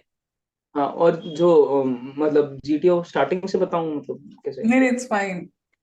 जैसा हाँ, अब। तो जीडी में मेरा ये लगता है कि जीडी वगैरह अच्छे से कर लेंगे। जीडी के लिए इतनी प्रैक्टिस नॉलेज जरूरी नहीं है। जीडी में बस मैं वो 2 रूल इस्तेमाल करता हूँ, 2-3 मिनट चुप रहना है, 2-3 पॉइंट बोलने हैं, फिर 2-3 मिनट चुप रहना है, फिर 2-3 पॉइंट बोलने हैं, बस ये करके, है ना। और जीडी में जो तुम हो वही दिखाओ। कि मैं लिखता हूँ ना, मैं बहुत बात करता हूँ और थोड़ा जॉली नेचर है, हंसता रहता हूँ, तो मैं हंस हंस के बात करता हूँ। हाँ, किसी ने पॉइंट बोला कोई अच्छा, मैं हंस दिया, मेरे मुंह से हंसी आ गई तो मैं हंस दिया, ऐसे ऐसे करके जीडी दोनों निकल जाते हैं। इतनी फैक्चुअल नॉलेज जरूरत नहीं है, लोग बहुत सारे उसमें डाल देते हैं ना, G20 और ये ब्रिक्स विक्स डाल देते हैं, उनको हम काउंटर कर लेते हैं इजिली, है ना। तो फिर थोड़ी बहुत, हाँ ऑब्वियसली नॉलेज चाहिए तुम्हें उस टॉपिक के बारे में, बट वो दो टॉपिक है ना, जब दो जीडी होते हैं, तो पहला वाला थोड़ा हाई लेवल टॉपिक होता है, दूसरा वाला है कि everyone can discuss on that. तो जीडी बहुत मैटर करता है जीटीओ में। जीपी का लिखने का तरीका होता है, ये बिल्कुल। सब अवेलेबल है ऑनलाइन, कैसे लिखनी चाहिए GP with distance and time, इतने लोग जा रहे थे, इतने इतने यहाँ चले गए। सबको पता है 4 प्रॉब्लम होती हैं, पहले वाले में किसी ह्यूमन की लाइफ को डेंजर होगा, दूसरे वाले में कोई मास जैसे कि बॉम्ब हो रहा होगा, या फिर पानी की टंकी में वो मिला दिया, तीसरे वाले में कोई नॉर्मल सा हो रहा होगा जिसको टाइम है अभी रेलवे ट्रैक पे, चौथा वाला किसी जीपी लिखेंगे। तो जीपी सब लोग कर लेते हैं अच्छे से, प्रैक्टिस करके जाना है जीपी लिखने की। मैंने प्रैक्टिस करी थी तो अच्छे से विद इन टाइम हो जाता है।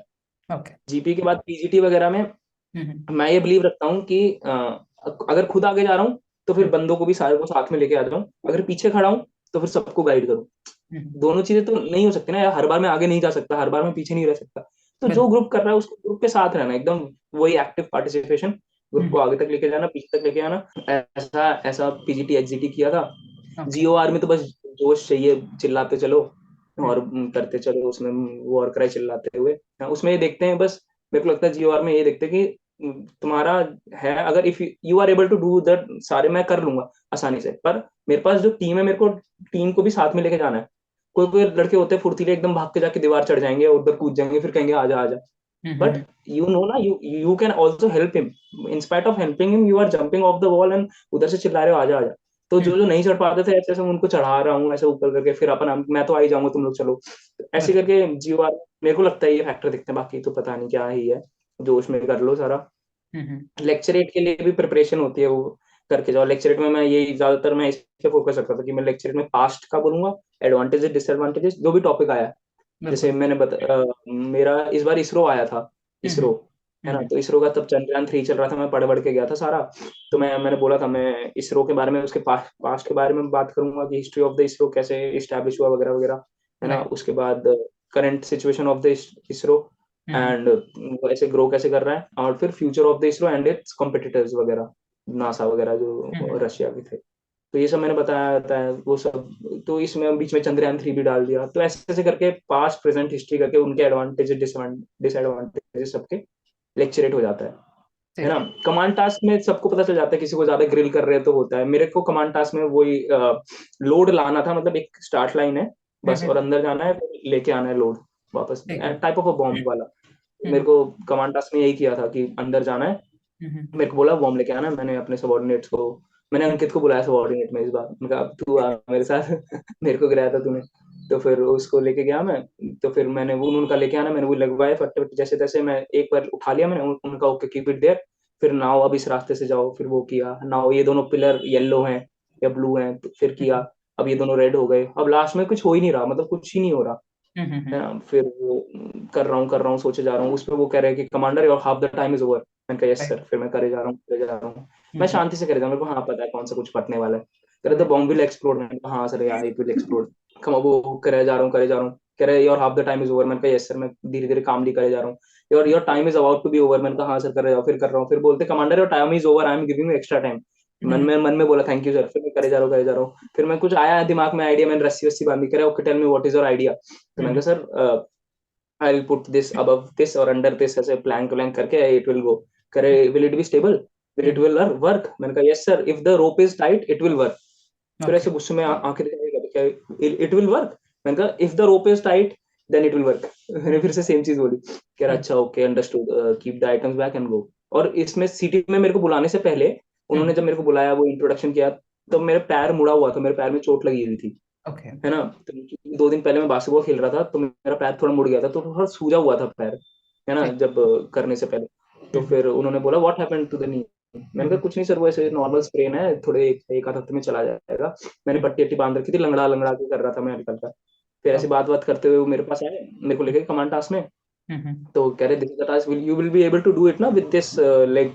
तो हम्म फिर जो हमारे एयर चीफ रह चुके हैं are K S Bhadauria sir, उनकी मेरे को एक वीडियो है, उन्होंने जब एयरफोर्स डे पे स्पीच दे रहे थे, तब उनसे किसी मीडिया वाले ने पूछा था कि sir hmm currently this situation we have the condition with China, तो अभी हम लोग are India able to counter China at this point of time. तब R K S Bhadauria sir ने बोला था वेयर इज द डाउट, है हम्म ना। तो वो चीज मैं बहुत बार बोलता था, अपने फ्रेंड सर्कल में भी कोई बोलता था कि ये, मैं वेयर इज द डाउट, है ना, हम्म ऐसे करके।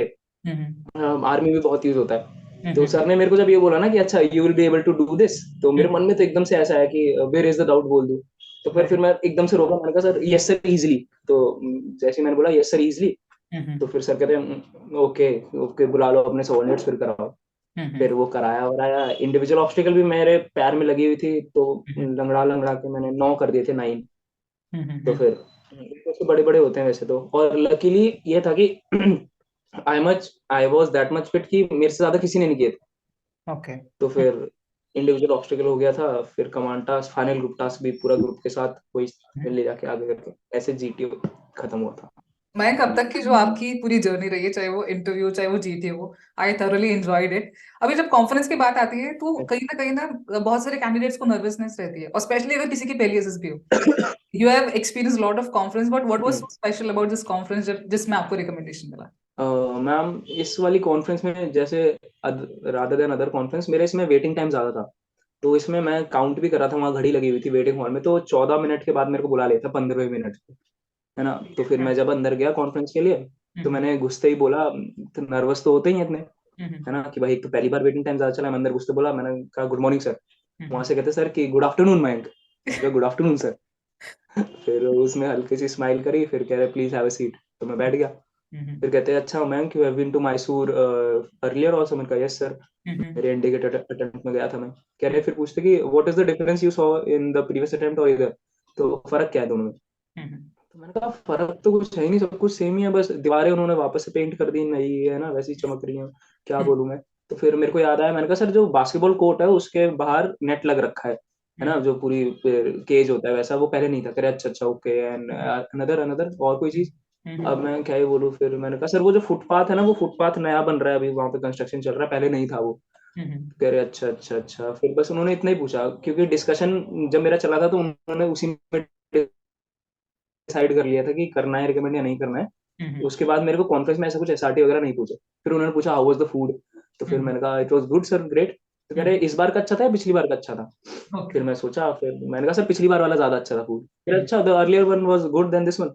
मैंने कहा कि सर जब हम कोई चीज पहली बार खाते हैं, कोई अच्छी चीज, तो उसका स्वाद और वो दिमाग में रह जाता है ना, मेमोरी बन जाती है। अब दोबारा से वही चीज खाओ तो उतना मतलब वो मेमोरी नहीं रहती, पहली बार की रहती है। तो इसलिए सर पहले वाला वैसे अच्छा तो ये भी है। कह रहा वो हंस के बोले अच्छा ओके ओके मैं all the very best and thank you, you can go. बस इतनी सी कॉन्फ्रेंस थी मेरी, 3-4 मिनट की, 2-3 मिनट की। फिर मैं बाहर आ गया, फिर देन द रिजल्ट। अगर मैं बात करूँ उसके बाद आपने सीपीएसएस का भी टेस्ट क्लियर करा है, और सीपीएसएस इज अ टेस्ट जहाँ पे ज्यादा लोग एक्सपीरियंस नहीं कर पाते, बिकॉज रिकमेंडेशन के बाद ही सीपीएसएस का एग्जाम होता है। तो एनी टिप्स और you something is there about CPSS you want to share? Ma'am CPSS में बस जैसे दो टेस्ट होते हैं बेसिकली, एक कॉग्निटिव वाला होता है, उसके बाद साइकोमोटर होता है। कॉग्निटिव वाले में 6, थोड़ा मैथमेटिकल न्यूमेरिकल, है ना, शेप्स और फिगर का देखना वेखना। तो इसमें थोड़ा स्ट्रेसफुल, थोड़ा नर्वस जैसा होता है, क्योंकि बहुत सारे क्वेश्चन होते हैं, टाइम कम होता है। तो फिर इसके लिए तुम पहले से प्रैक्टिस कर लो। प्रैक्टिस भी क्या ही करते हैं, मेरे साथ था एक लड़का, वो लिख लिख के लाया था सब कुछ, उसने सारे टेस्ट लिख रखे थे, मेरे को दिखा रहा था रात को, वो नहीं हुआ उसका क्लियर। अगर तुम्हारे अंदर होगा कि तुम जल्दी जल्दी एकदम रिएक्ट कर पा रहे हो चीजों को। साइकोमोटर में भी 10 टेस्ट होते हैं, कंट्रोल वेलोसिटी और कलर कोडिंग वगैरह, बहुत सारे टेस्ट होते हैं। तो उसमें भी तुम्हें एकदम टाइम का बाउंडेज बहुत है, बहुत कम टाइम मिलेगा, तुम्हें उतने में रिएक्ट करना है ना। तो फिर वो एक चीज लगती है मेरे को सीपीएसएस में, कि अगर तुम्हारे अंदर है तो तुम हो जाओगे। If you are good at reaction, तुम्हारा रिएक्शन टाइम अच्छा है, तो will be able to clear it. But लोग जो कहते हैं कि आसान है सीपीएसएस कर लेते हैं, पर ऐसा नहीं है। सीपीएसएस में मुश्किल है, बहुत स्ट्रेसफुल होता है। मतलब रुक रुक के बीच में सर पकड़ता था कि भाई हाँ चल रहा है अभी। तो थोड़ा सा मुश्किल तो है, 10 में से 6-7 लोग ही कर पाते हैं। मैं बात करूं अभी तक की जो जर्नी मैंने आपकी सुनी है ना, मुझे काफी इंटरेस्टिंग किस्से मिले हैं, but apart from that is there any incident you still visualise और memorise it and it gives you a smile on your face? So is there any memory out memory तो मैम ऐसे तो बहुत सारी है। देयर? एक तो मैं बताऊंगा, जैसे कि हम लोग एसएसबी चल रही थी, तो कॉन्फ्रेंस का आखिरी दिन था, है ना। तो फिर मतलब कॉन्फ्रेंस से पहले वाला दिन था, जीटीओ का लास्ट डे। तो फिर उस टाइम हम लोग रात को बैठ के एक तो भूतों भूतों की बातें कर रहे थे, सारे लोग ऐसे कहानियां नहीं सुनाने लगते और डराने और लगते। एक तो था, एक कह रहा मैं पंडित से हूँ, मेरे पापा ये है वो है, कि यहाँ पे देखना इसकी आंखें चमक रही हैं, ऐसे ऐसे करके डरा रहे हैं रात को, है ना। तो फिर उस रात को हमने क्या डिसाइड किया, कि हम लोगों ने ये डिसाइड किया कि हम लोग जाएंगे, कि रात को जब 1-2 12-1 बज गए थे, तो फिर हम लोगों ने चादर ओढ़ लिया। ऐसे में व्हाइट चादर मिलते हैं एकदम राइट प्रॉपर, राइट। वो वाले ओढ़े हम लोगों ने। और फिर हम लोग दूसरे रूम में चले गए। एकदम एकदम अंधेरा था, ये रूम में उनको डरा रहे हैं वगैरह, वो लोग डर रहे हैं, चिल्ला चिल्ला रहे हैं, है ना। एक एक मेमोरी है। वन वाज आल्सो मेमोरी कि हम लोग थे, वैसे ही 4 डे था, तो फिर बैंगलोर में ही तो फिर उधर छत पे चढ़ सकते हैं, पीछे से रास्ता है चढ़ने का, ठीक है है। ना। तो फिर हम आखिरी में सब लोग छत पे चढ़ गए गद्दे वद्दे लेके, कि भाई सोएंगे, है ना, छत पे सोएंगे। तो मैंने कहा भाई मत सो, ठंड का मौसम है, तुम लोग क्यों कर रहे हो ऐसे ऐसे। और फिर कह रहा है अबे तू डरता है क्या। मैंने कहा कैसी बातें कर रहा है, मेरे को बोल रहा है डरने वाली। मैंने कहा चलो अब चल ही लेते हैं भैया, क्या बात हुई। मैंने कहा फिर नीचे नहीं आएंगे, फिर सवेरे ही आएंगे नीचे। तो उन्होंने कहा हाँ ठीक है ठीक है। तो मेरे दोस्त लोग गए, हम लोग छत पे लेट गए। This was of the medicals, जब हमारा मेडिकल चल रहा था, ठीक है। IAM institute of aerospace medicine वहां पर। तो ठीक। वहां पे मेरे दोस्त दोस्त लोग लेके चढ़ गए। मेरा विकास डोगरा नाम का दोस्त है, उसने बोला चलो चलो चलो कि चल ले चल। मैंने कहा मैं नहीं जा रहा हूँ, पर ठंड में तुम लोग नीचे आ जाओगे तुरंत, अगर रहेंगे तो रात तक रहेंगे, सवेरे तक। तो उन्होंने कहा ठीक है चलो। हम लोग चले गए, सब लोग लेटे लेटे लेटे 2-3 घंटे बाद जैसे ही 12 के आसपास बजा, तो फिर सब लोग उठ के नीचे आने लगे, भाई ठंड लग रही ठंड लग रही है। मैं सो रहा था वहाँ पे। मैंने कहा तुम लोग जाओ, मैं नहीं आ रहा। कह रहा भाई चल ले चल ले, सवेरे एकदम लाइट में किसी को दिख जाएगा, ऊपर ऊपर चल ले। मैं कहा इसलिए मैं मना कर रहा था तुम लोगों को, मत आओ, पहले तो इतनी बड़ी बड़ी बातें करोगे कि चलो ऊपर चल रहे, फिर ठंड में नीचे आ गए। तो हम लोग ऊपर सोए थे, 3-4 घंटे सोए ऊपर, फिर नीचे आ गए सारे लोग। तो this was a interesting memory which I remember. All right. So भाई, now talking about the medical criterias, क्योंकि मेडिकल्स भी एक इंपॉर्टेंट रोल प्ले करते हैं, और स्पेशली जब आप एयरफोर्स के लिए जा रहे हो, वहां पे फिर और चीजें स्ट्रिक्ट हो जाती हैं, एंड आपने मेडिकल्स फेस किया है, तो कुछ चीजें आप बताना चाहते हो ताकि जो भी एस्पायरेंट्स हैं, एस्पायर कर रहे हैं, उनको पहले से पता हो ना, तो उनकी प्रेफरेंस में भी उनको हेल्प हो। तो is there anything you want to suggest regarding medicals also? Ma'am, जो बच्चा अभी तक कभी रिकमेंड नहीं हुआ है, जिसने कभी मेडिकल कोई भी नहीं देखा है, चाहे एक्स वाई ग्रुप जवान के लिए हो, एयरमैन के लिए हो, या ऑफिसर्स के लिए, तो उसको मैं ये सजेस्ट करूंगा, जो चीज मेरे साथ हुई कि मेरा भी अभी स्पाइन में कुछ आया है, तो फिर अगर if you are going for air force और फ्लाइंग या ग्राउंड ड्यूटी में भी, तो अब तो एयरफोर्स में अगर तुम्हारी स्पाइन ठीक है तो ही एयरफोर्स में जाना, वरना आर्मी में जाना। The major difference is that air force में स्पाइन के बहुत ज्यादा एक्सरे होते हैं, 7 एक्सरे होते हैं, और आर्मी में सिर्फ एक होता है ना, वो भी लोअर स्पाइन का नहीं होता, सिर्फ चेस्ट का होता है, जिसमें बैक वाली स्पाइन आ जाती है, सर्वाइकल।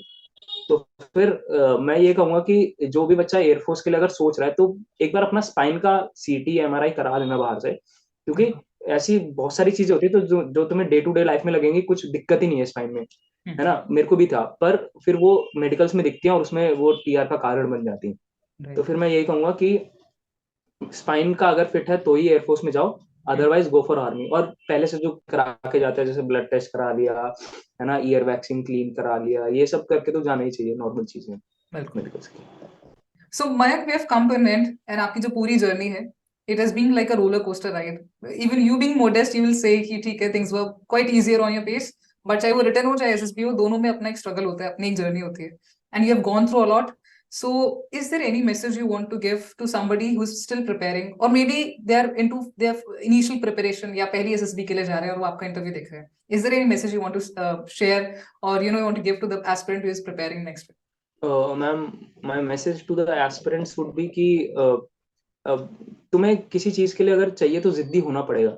लोग कहते हैं कि चीजें छोड़ दो, वो ना करो, वो छोड़ने वाली चीजें होती हैं, वो अपने आप छूट जाएंगी when you are into something. अगर तुम लोग सीडीएस वगैरह के लिए प्रिपेयर कर रहे हो, और है ना, एसएसबी के लिए प्रिपेयर कर रहे हो, तो फिर एसएसबी से रिलेटेड तुम चीजें करते रहोगे तो ऑब्वियसली बाकी चीजों को कम टाइम मिलेगा, है ना। तो फिर you will be able to do that. तो इतना तुम्हें इसमें फोकस और विश्वास सबसे जरूरी है, बिलीफ। अगर तुम्हें सेल्फ बिलीफ है कि मैं तो यही बनूंगा, मैं तो यही करने के लिए ही पैदा हुआ हूँ, और कुछ मेरे को सूट ही नहीं करेगा, है ना। मेरे को कोई बोलते थे कि तुम ये तो अगर नहीं हो रहा तो कुछ और कर लो। मैंने कहा कुछ और कर लो, ये क्या होता है कुछ और कर लो? मतलब कुछ और तो आता ही नहीं ना मेरे को। मैं जब बचपन से, जब से समझ आई है 12th के बाद कि करना ही है, कॉलेज में भी इतना पढ़ाई लिखाई में नहीं रही, अपना उसी में रही, लीडरशिप रोल्स वगैरह में, है ना। मैं कॉलेज का प्रेसिडेंट था, तो ये सब था। तो अगर तुम्हारे पास बिलीफ है, सेल्फ बिलीफ है कि मेरे को करना यही है, और तुम्हें एकदम अपना गोल पता है, तो बस उसके लिए फिर फेलियर तो आएंगे ही आएंगे। विदाउट फेलियर तुम्हें कुछ मिल ही नहीं सकता। बस फेलियर पे डिमोटिवेट नहीं होना है, खुद में वो जोश रखना है, और वो कोई तुम्हें और नहीं आके देगा। बहुत सारे लोग होंगे तुम्हें डिमोटिवेट करने के लिए, बस तुम्हें अपनी ही छोटी छोटी खुशियां ढूंढनी पड़ेंगी, और उससे मोटिवेट होकर आगे बढ़ना पड़ेगा। यही एक रास्ता है। Self belief is the key to your achieving the goals. Mayank, we have come to an end, and I'm so grateful that you chose my platform to share your journey. And I'm so much believe this thing that a lot of aspirant out there going to get inspired out of this. Thank you so much, and we'll be waiting for amazing pictures that you're going to click on your pepping ceremony POP for sure. And keep inspiring, keep motivating. All the very best. Thank you, ma'am. Thank you very much. Thanks for watching the video, and let me know in the comment section below if you have any doubts.